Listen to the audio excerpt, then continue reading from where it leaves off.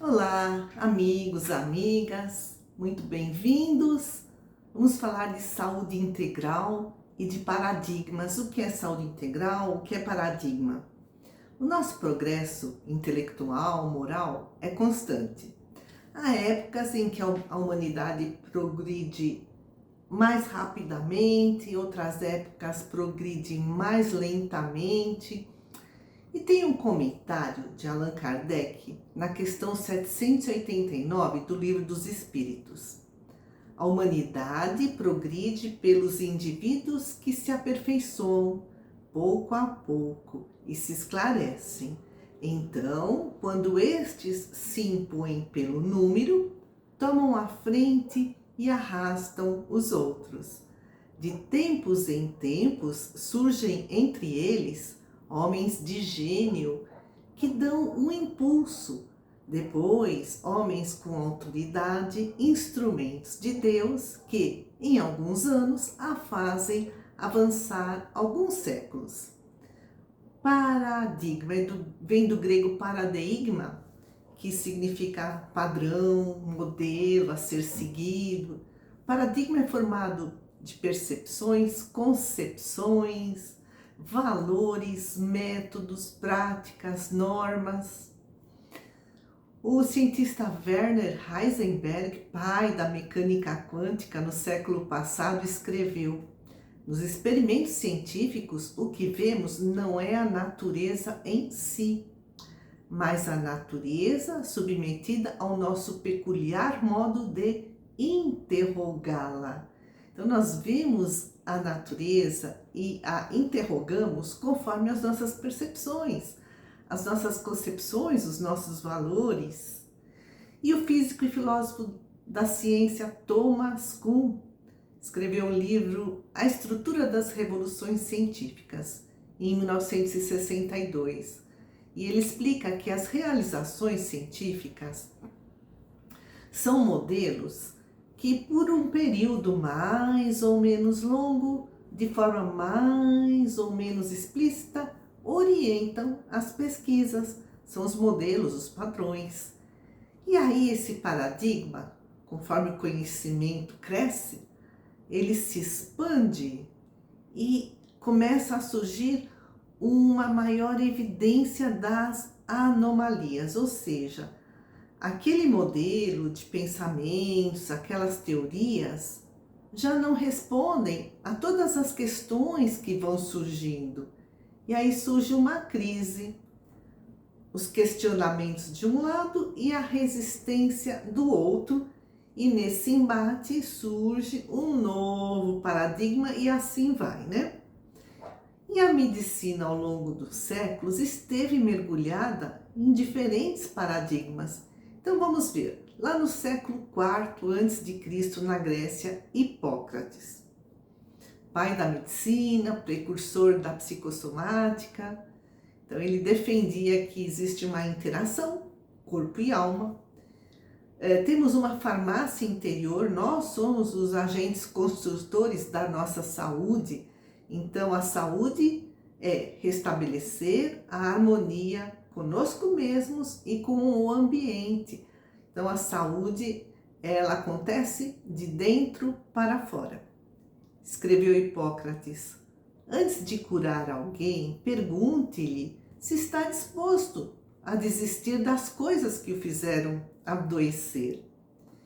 2 séculos depois, século II a.C., também na Grécia, Galeno, precursor da medicina reducionista. Então, ele ensinava que o corpo é constituído de partes, é o órgão que adoece, então existe uma lesão nesse órgão, objetiva, visível. O paciente é uma vítima passiva de algo que o invade.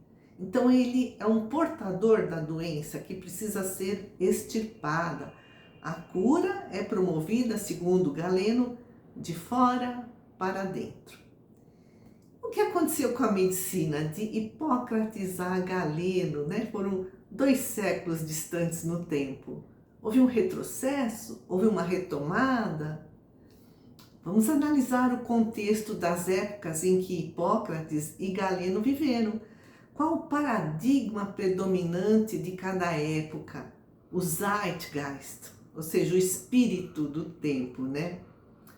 Então, na época de Hipócrates, a Grécia era autônoma, se praticava uma medicina mística, era exercida inicialmente pelos sacerdotes do deus Asclépios, que fazia a revelação das curas. E Hipócrates foi quem separou a medicina dessas práticas religiosas, ritualísticas, ensinando que as doenças não seriam punição dos deuses, mas seriam causadas pelo clima, pela alimentação, pelos hábitos. E o Hipócrates utilizou muito a filosofia, aliou filosofia à medicina. Galeno, passados 2 séculos, vivia numa Grécia que estava sob o domínio de Roma. Então havia muitas guerras. A necessidade era cuidar do corpo físico. E ao longo dos séculos, nos séculos seguintes, essas duas medicinas se complementaram, Hipócrates e Galeno. No entanto, no século XIX, na França, Louis Pasteur descobriu a teoria microbiológica da doença, né? Então, ele descobriu os vermes patogênicos que vêm de fora e que nos fazem adoecer. Então, era necessário que eles fossem eliminados. E aí, então, a partir do século XIX, a medicina reducionista recebeu muita ênfase. Surgiram os analgésicos, os antídotos, houve um desenvolvimento muito grande das técnicas cirúrgicas, de transplantes. Mas e as dores da alma, como curá-las? Olha aí, uma anomalia no paradigma reducionista. A medicina reducionista não sabe como curar as dores da alma. E aí no século XIX, ainda na Áustria, Sigmund Freud, pai da psicanálise, fez um estudo aprofundado do inconsciente, estudou a conversão de sintomas, a histeria. E olha que interessante que escrevem Carla Gaspar e Isabella Laterza no livro Psicossomática e a Psicologia da Dor, escrito em 2012. Elas escrevem: podemos afirmar que o conhecimento sobre o ser humano progrediu a partir das mudanças de paradigmas. No entanto, a essência do comportamento humano continua a mesma. No campo da psicologia e da psiquiatria, Freud e seus seguidores identificaram, sistematizaram e deram um constitutivo científico àquilo que, desde a antiguidade, a mitologia e os poetas tentaram apreender as manifestações da alma humana. Então, no século XX, desponta a psicossomática, cujo estudo é a interpretação da linguagem dos sintomas. Então, a ênfase é no doente e não mais na doença. Estuda as influências da psique na somatização, nas doenças físicas, a influência da psique, ou seja, as emoções, as preocupações não enfrentadas ou então não reconhecidas, o estresse constante, a desarmonia interior, o conflito entre a razão, que está no neocórtex, e a emoção que está lá, no sistema límbico. Retomando, no século XIX, a concepção é que havia uma alteração na célula e dava origem a uma lesão anatômica nos tecidos, nos órgãos, e surgiu o distúrbio funcional. Esse órgão se desequilibrava funcionalmente. Mas no século XX, a situação foi invertida. Primeiro surge um distúrbio funcional que altera a célula e que acaba acarretando uma lesão anatômica, uma lesão nos tecidos. E a psicossomática acrescenta mais um ingrediente, a nossa psique, a nossa mente, ou seja, o distúrbio psicológico é que causa o distúrbio funcional, um distúrbio no funcionamento das células, que a partir de então altera a anatomia dessa célula e acaba gerando lesão.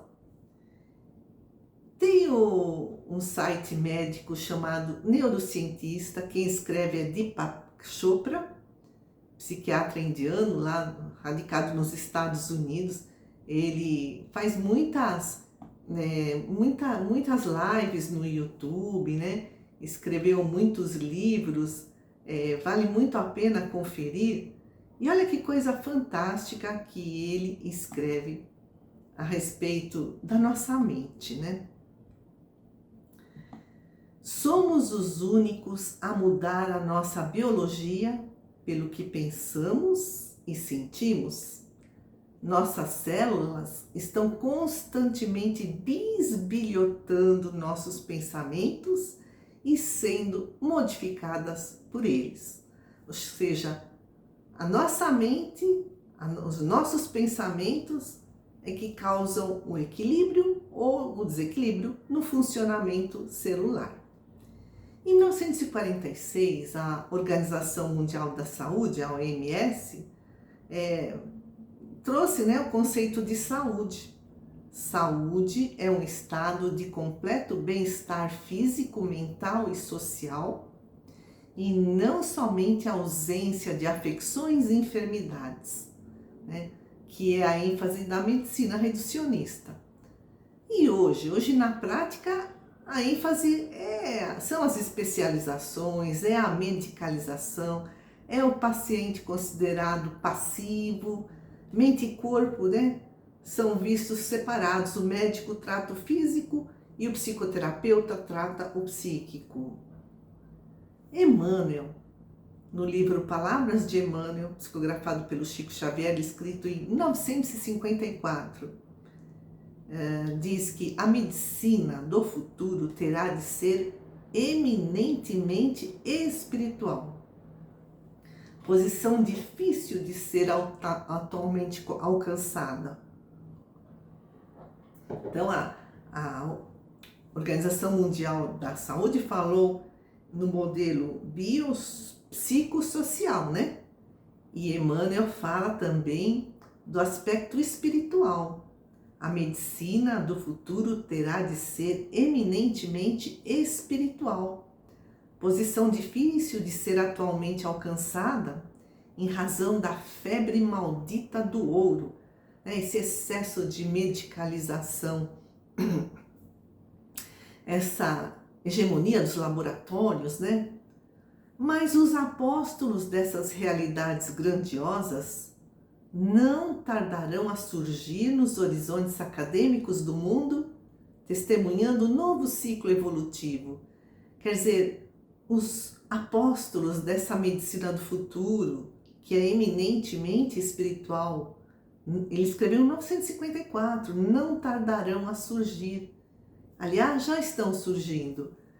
Os nossos veículos de manifestação, são campos de energia em contínuo movimento, interagindo entre si. Então, nós temos o nosso espírito, temos a nossa psique, temos a nossa mente, Temos o físico, temos o energético, temos o emocional.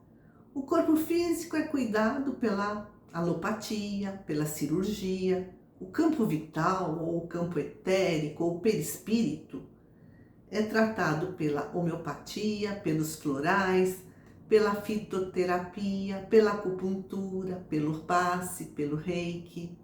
O corpo mental, ele é tratado pela meditação, pelo relaxamento, pela psicoterapia, pela arte-terapia, pela musicoterapia, pelo atendimento fraterno, pela prece, pelo trabalho no bem. E o espírito? Ele Ele se harmoniza através do autoconhecimento, da reforma íntima. Cada encarnação é uma estação de cura. E Joana de Ângeles, no livro Autodescobrimento, psicografado pelo Divaldo Pereira Franco, escreve: o ser humano é um conjunto harmônico de energias, constituído de espírito e matéria, mente e perispírito, emoção e corpo físico, que interagem em fluxo contínuo uns sobre os outros. E Allan Kardec, no Livro dos Médiuns, escreve: tomando em consideração apenas o elemento material ponderável, o que dá para pesar, né, que é o corpo físico, a medicina, na apreciação dos fatos, se priva de uma causa incessante de ação, que é o perispírito. No conhecimento do perispírito está a chave de inúmeros problemas até hoje insolúveis. Então, o perispírito, a nossa parte energética, onde estão os nossos chakras, ele é harmonizado, né, pela acupuntura, pelo reiki, pelo passe, pelos florais, pela fitoterapia. E aí, o paradigma médico científico, espírita, né? Esses novos apóstolos da medicina do futuro, eminentemente espiritual, então vem desabrochando esse paradigma médico espírita, que ensina que as causas das doenças podem ser anteriores a essa reencarnação, estão lá no corpo causal, o que registra, né, os nossos débitos e os resgates a serem feitos. E também as causas podem ser atuais dessa encarnação, são as doenças da alma, os pensamentos, os hábitos. Quando nos afastamos das leis de Deus, isso gera uma tensão psíquica, medo, culpa, egoísmo, orgulho. Outra causa de doenças é a perda ou a contaminação fluídica e as obsessões. André Luiz, no livro Nosso Lar, psicografado pelo Chico Xavier, fala das causas das nossas doenças que estão lá nas encarnações passadas. Escreve ele: imagine que cada um de nós, renascendo no planeta, somos portadores de um fato sujo, uma roupa suja, para lavar no tanque da vida humana. Essa roupa imunda é o corpo causal, tecido por nossas mãos nas experiências anteriores. Então são, né, tudo que fizemos foi construindo, né, o nosso perispírito, esse fato que diz que está sujo e precisa ser lavado nas encarnações aqui na matéria, né, nas encarnações. E o Allan Kardec, no livro A Gênese, escreve a respeito das contaminações fluídicas. Os meios onde superabundam os maus espíritos são, pois, impregnados de maus fluidos que o encarnado absorve pelos poros perispiríticos, como absorve pelos poros do corpo os miasmas pestilenciais. Então, se a gente está num ambiente assim, né, de energias muito pesadas, negativas, a gente às vezes sai com dor de cabeça, sugado energeticamente, com tontura. E Joana de Ângeles, no livro Autodescobrimento, psicografado pelo Divaldo Pereira Franco, fala das obsessões e autoobsessões. As descargas mentais odientas penetram nas correntes nervosas dos neurotransmissores, né, lá no nosso cérebro, e estimulam a eliminação de substâncias excessivas ou provocam alterações escassas, significativas, nos processos psicopatológicos. Então, as descargas mentais odientas que absorvemos, se existe uma influenciação espiritual negativa, ou se emanamos, acaba desequilibrando, como ela diz, as correntes nervosas dos neurotransmissores, produzindo em excesso ou em escassez. E a AME, Associação Médico Espírita, explica, falando do paradigma médico científico, espírita, né? O paradigma médico espírita. A construção deste conhecimento médico espírita ocorre por meio de estudos e pesquisas que comprovem o paradigma espírita. Então, a existência do espírito, as nossas muitas encarnações, as causas das doenças que estão lá no passado, as contaminações energéticas, as obsessões, né? Evidenciando o caráter biopsicossócio-espiritual de cada individualidade. Desta forma, está atrelada à área educacional, pois visa levar estes conceitos à universidade e contribuir efetivamente para a mudança do paradigma materialista da ciência, vigente até o presente momento. Então, nós estamos emergindo com esse novo paradigma médico espírita, que traz todo esse conhecimento ampliado de que somos seres biopsico-sócio-espirituais e que a cura depende de nós. Ela se realiza de dentro para fora e a cura está no espírito, na cura do espírito, na cura da alma. Amigos queridos, agradeço imensamente a atenção de vocês. Que a paz do Mestre nos envolva sempre.